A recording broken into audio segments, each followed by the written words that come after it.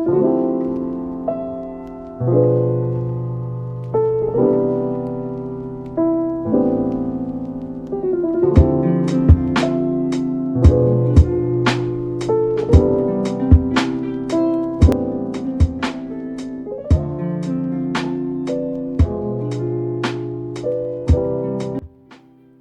welcome back to my YouTube channel.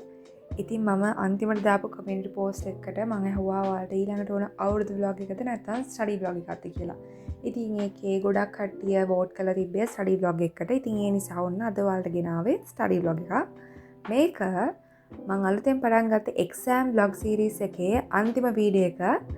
මේ video එකේ මම ඔයාලත් එක්ක share කරගන්නේ exam එක postpone වුණාට පස්සේ ඒ දවස් එකේ මම වැඩ කරේ කොහොමද කියලා. ඉතින් මම හිතනවා ඔයාලා මගේ vlog series එකේ මුල් videos දෙකම බලන්න ඇති කියලා. ඒ වීඩියෝ එක අන්තිමට මම කියනවානේ අපේ විභාගේ කල් ගියා කියලා. ඇත්තටම අපේ විභාගේ 27 වෙනිදායි 29 වෙනිදායි තියෙන්න තිබ්බ එක 27 වෙනිදා උදේ කිව්වා විභාගේ තියෙන්නේ නැහැ කියලා. මොකද ගම් වතුරක් ආපු නිසා. ඒ නිසා අපි last වුණා කෙලින්ම 29 වෙනිදා තියෙන essay paper එකට. හැබැයි ඊට පස්සේ අපිට ආයෙ කිව්වා 29 වෙනිදාත් විභාගේ නැහැ. 29 වෙනිදාන් පස්සේ තියෙන ඔක්කොම විභාග ටික දින නියමයක් නැතුව කල් යනවා කියලා. ඉතින් අපිට ඊට පස්සේ කරන්න දෙයක් නැහැ. අපි දවසක් දෙනකම්ම සාමාන්‍ය විදිහට ඔහේ වැඩ කරන් ගියා. සමහර දවස්වල වැඩ කරෙත් නැහැ. ඔහොම තමයි ගියේ. කොහොම හරි අන්තිමේදී අපිට දවසක් හම්බුනේ ජනවාරි 12 වෙනිදා 14 වෙනිදා. ওই දවස් දෙකේ තමයි IT සබ්ජෙක්ට් එක වැටුනේ. ඉතින් එතකොට අපිට සම්පූර්ණ මාසයකටත් වැඩිය කාලයක් හම්බුණා IT වලට විතරක් වැඩ කරන්න. අද ජනවාරි 9. ඉතින් විභාගට දවස් 3යි.